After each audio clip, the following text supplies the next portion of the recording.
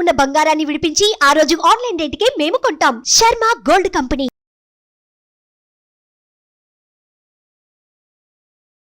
నమస్తే, welcome to Suman TV. నేను మీ యామిని. ప్రస్తుతం మనతో ఉన్నారు ప్రముఖ ఆధ్యాత్మికవేత్త, ప్రముఖ జ్యోతిష్య వాస్తు పండితులు సుభాష్ శర్మ గారు ఉన్నారు. గురుగారితో మాట్లాడి మనకున్న సందేహాన్ని అడిగి తెలుసుకుందాం. నమస్కారం గురుగారు. గురుగారు, మనకి సంకష్టహార చతుర్థి రాబోతుంది కాబట్టి అసలు విశిష్టత గురించి తెలియచేయండి. తప్పకుండా తెలియజేస్తానము. ముందుగా ప్రేక్షకులందరికీ శ్రీమాత్రే నమః, శ్రీ గురుభ్యో నమః. ఓం గజాననం భూతగణాది సేవితం కపిత్రజం జంభూ ఫలసార భక్షణం ఉమాసుతం శోక వినాశకారకం నమామి విఘ్నేశ్వర పాద పంకజం. శ్రీ మహాగణాధిపతయే నమః. సంకష్టహర చతుర్థి చాలా ప్రత్యేకమైనటువంటిది అని చెప్పుకోవచ్చు. సనాతన ధర్మంలో సంకష్టహర చతుర్థి అనేటటువంటిది ప్రత్యేకమైనటువంటి నియమంతో కూడుకున్నటువంటి అంశం. ఇది గణపతికి అంకితమైనటువంటి రోజు. గణపతి యొక్క అనుగ్రహాన్ని పొందడానికి, అలాగే ఈ పేరులోనే ఒక ప్రత్యేకత, ఒక మ్యాజిక్ ఉంది. ఏంటంటే సంకష్టహర చతుర్థి అంటే సకల దారిద్ర్యములను, సకల కష్టములను హరింపజేయునటువంటిది అని సంకష్టహర చతుర్థి. అది చతుర్థి రోజున చేసుకుంటే గనక సకల దారిద్ర్యములు, సకల కష్టములన్నీ కూడా హరింపజేసేటటువంటిది అని అర్థం. అందుకే సంకష్టహర చతుర్థి. అంటే జీవితంలో మనిషి అనేటటువంటి జీవి ఎప్పుడూ కూడా సుఖదుఖాలకు లోనై ఉంటాడు. అతీతుడుగా సుఖదుఖాలకు లోనై ఉంటాడు. కాబట్టి మన జీవితంలో కష్టాల నుంచి అధిగమించాలి, కష్టాల నుంచి బయటపడాలి అనడానికి ఏదైనా సులువైనటువంటి మార్గం ఏదైనా ఉంది. భగవంతుడు సృష్టించిన సృష్టిలో కొన్ని తిథివార నక్షత్ర ముహూర్త యోగాలకు కొన్ని దూరం చేసేటటువంటి లక్షణాలు ఉంటాయి. అంటే గనక అది సంకష్టహర చతుర్థి అని చెప్పుకోవచ్చు. ఎందుకు అంటే గనక ఈ సంకష్టహర చతుర్థి రోజున చేయవలసినటువంటి ధర్మాచరణ, కార్యాచరణ, అలాగే భగవంతునికి మనం ఎలాంటి కైంకర్యాలు చేయాలి, ఏం చేస్తే భగవంతుడి యొక్క సంపూర్ణమైనటువంటి అనుగ్రహం మన మీద పడి మనలో ఉన్నటువంటి అంధకారాన్ని తొలగిస్తాయి అని చెప్పేటటువంటిదే ఈ సంకష్టహర చతుర్థి. అలాగే విఘ్నేశ్వరుడు సర్వగణాలకు అధిపతిగా నిలిచాడు. కాబట్టి విఘ్నేశ్వరుడు యొక్క ఆరాధన వల్ల సిద్ధి, బుద్ధి, జ్ఞానము, విద్య, ఐశ్వర్యం ఇవన్నీ కూడా గణపతి ద్వారా కలిగేటటువంటి అంశములు.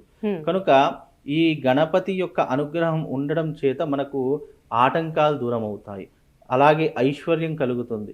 ఎన్నో రకాలైనటువంటి ఇబ్బందుల నుండి మనం అధిగమించడానికి ఈ సంకష్టహర చతుర్థి అనేటటువంటిది మనం ఉపయోగించుకుంటాము. అలాగే ఈ సంకష్టహర చతుర్థి చంద్రోదయానికి చాలా ప్రత్యేకత. ఎప్పుడైతే చంద్రోదయం నిండుగా ఉంటుందో ఆ సమయంలో భగవంతుని యొక్క వ్రతము చేసి ఆ చంద్ర దర్శనం అయిన తర్వాత మనం ఉపవాస దీక్షను వదలాలి అని అర్థము.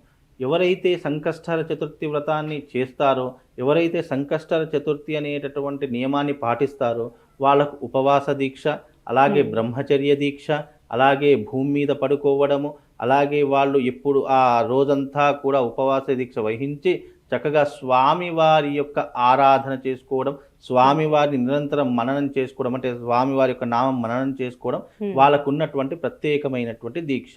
ఆ సమయంలో ఎవరి ఇంటి దగ్గర తినకూడదు. అలాగే ఆ రోజు నిండుగా ఉపవాస దీక్షను వహించి చంద్రోదయమైన తర్వాతనే ఉపవాస దీక్ష విరమించాలి అనేటటువంటిది దీని యొక్క ప్రత్యేకమైనటువంటి నియమం. చాలా ఆలయాలలో కూడా ఈ సామూహికంగా సంకష్టహర చతుర్థి వ్రతాలు కూడా చేస్తూ ఉంటారు, హోమాలు కూడా చేస్తూ ఉంటారు. మోదక హోమం, గణపతికి ఇష్టమైనటువంటి మోదక యాగం చేస్తూ ఉంటారు. చక్కగా ఈ యొక్క సంకష్టహర చతుర్థి అనేది ఒక రోజు, ఒక నెలలో చేసుకునేట్టుగా చాలా మంది సంవత్సరాల కాలం పాటు ఈ యొక్క వ్రతాన్ని ఆచరిస్తూనే ఉంటారు, ఉపవాస దీక్షను చేస్తూనే ఉంటారు. అలాంటి వారికి ఏమవుతుంది అంటే గనక కష్టములు దూరమైపోతాయి, అనుకున్నటువంటి పనులు సజావుగా పూర్తవుతాయి. ముఖ్యంగా స్త్రీలకు వివాహం కానటువంటి వారు ఎవరైతే ఉన్నారో వాళ్ళందరికీ వివాహ యోగం కోసము ఈ యొక్క సంకష్టహర గణపతి యొక్క వ్రతాన్ని చేస్తూ ఉంటారు.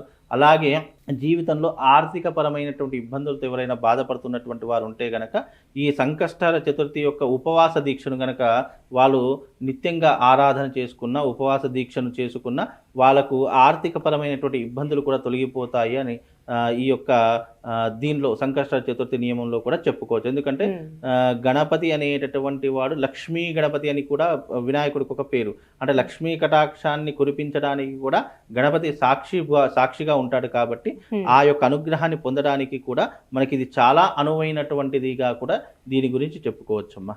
అంటే గురుగారు, ఏ రాశుల వారంటే ఆ రోజు ప్రత్యేకంగా చేస్తే పూజ చేసుకుంటే మంచి ఫలితం ఉంటుందంటారు?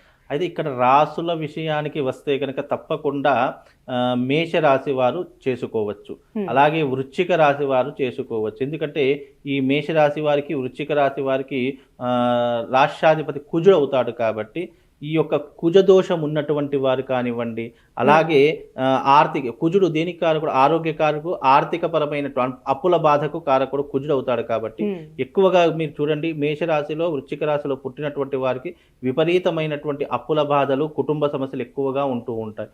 తద్వారా ఇలాంటి విషయాలు, ఇలాంటి అంశాలు ఎవరికైనా తమ జీవితంలో నడుస్తున్నాయి అంటే గనక ఈ సంకష్టహర చతుర్థి వ్రతాన్ని అనేటటువంటిది చేసుకోవడం ద్వారా, లేదా మాకు వ్రతం కుదరదండి, మాకు బయట చాలా బిజీ వర్క్ ఉంటుంది అని అన్నటువంటి వాళ్ళు కూడా ఉపవాస దీక్షను చేసి ఆ రోజంతా కూడా చక్కగా ఉపవాస దీక్షను చేసి గణపతి యొక్క నామస్మరణ చేసుకుంటే కూడా ఆ ఉపవాస దీక్ష చేసినటువంటి పుణ్య ఫలితం కలుగుతుంది. తద్వారా కూడా ఎన్నో ఆటంకాలు, ఎంతో విఘ్నాలు కూడా దూరం అయిపోయేటటువంటి అవకాశాలు దీని ద్వారా కలుగుతాయి. కనుక అలాగే ఇది శతభిష నక్షత్రయుక్తంగా రాబోతుంది కనుక ఏలినాటి శని ప్రభావం ఉన్నటువంటి వారు, అలాగే జన్మస్థానంలో శని దశ నడుస్తున్నటువంటి వారు, అలాగే పుట్టుకతోనే శని మహర్దశలో పుట్టినటువంటి వారు తప్పకుండా ఈ సంకష్ట చతుర్థి రోజున వీలైతే లక్ష్మీ గణపతి హోమాన్ని చేయించుకోండి. అలాగే ఆ రోజున వీలైతే గనక మీకు జీవితంలో ఇవన్నీ చేసే అదృష్టం లేదు, మాకు చేసే అవకాశం లేదు, మాకు చేసే సమయం లేదు అన్నారనుకోండి, ఏమవుతుందంటే ప్రవాళ గణపతి అనేటటువంటిది ఒక లాకెట్ దొరుకుతుంది. ఆ ప్రవాళ గణపతి యొక్క లాకెట్ ఏదైతే ఉంటుందో ఆ రోజున మేము హోమం చేసి పంపిస్తామన్నమాట. చాలా మంది అవి తీసుకుంటూ ఉంటారు. అలాంటి వారు మాకు ఇలాంటి అవకాశం లేదండి, ప్రతి నెల మేము ఇలా ఉండడం కుదరలేదు అన్నారనుకోండి, ఆ ప్రవాళ గణపతి అనేటటువంటి దొరుకుతుంది. అది మీ మెడలో ధరించుకోండి. అది మెడలో ధరించుకోవడం ద్వారా కూడా మీకు ఎన్నో రకాలైనటువంటి విజయాలు సంప్రాప్తవుతాయి. ఎన్నో రకాల ఉంటుంది. మేము ప్రతి సంకష్ట చతుర్థి రోజు ఏం చేస్తామంటే లక్షమోదక యాగం అనేటటువంటిది చేయించడం జరుగుతుంది. కాబట్టి ఆ రోజున ఏం చేస్తామంటే చాలా మంది ఆ లాకెట్ కోసం సంప్రదిస్తూ ఉంటారు.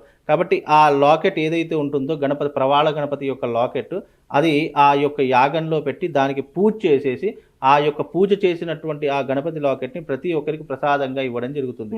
కనుక అది మీ మెడలో ఉంటే కనుక మీకు గణపతి యొక్క సంపూర్ణమైనటువంటి అనుగ్రహము ఎప్పుడూ కూడా మీకు దొరుకుతుందమ్మా. ఒకవేళ తీసుకున్న తర్వాతకి ఏమైనా నియమాలంటూ పాటించాలండి? నియమాలంటూ దానికి ప్రత్యేకమైన రోజు అంటూ అయితే నియమాలంటూ ఏమి ప్రత్యేకంగా ఉండదు. ఎందుకంటే అది గణపతి యొక్క రక్షగా ఇస్తాము. గణపతి యొక్క రక్షగా ఇచ్చేటటువంటి దాంట్లో ప్రత్యేకమైనటువంటి ఆహార నియమాలు కానివ్వండి, భోజనాది నియమాలు కానివ్వండి, ఇలాంటివి ఏమీ ఉండవు. కాకపోతే అది రక్షగా భావించేసి మిమ్మల్ని ప్రొటెక్షన్ చేయడానికి, మిమ్మల్ని ఒక రక్షగా ఉండడానికి, గణపతి యొక్క సంపూర్ణమైనటువంటి అనుగ్రహం పొందడానికి ఈ యొక్క ప్రవాళ గణపతి ధరించుకోవచ్చు. పిల్లలు మొండితనం చేస్తున్నటువంటి వారు కానివ్వండి, కోపం ఎక్కువగా ఉన్నటువంటి, ఎందుకంటే కుజమహర్దశలో పుట్టినటువంటి వారు కానివ్వండి, అలాగే మంగళవారం రోజు పుట్టినటువంటి వారికి కానివ్వండి, కోపము, ఆవేశము, ఉద్రిక్తత చాలా ఎక్కువగా ఉంటుంది.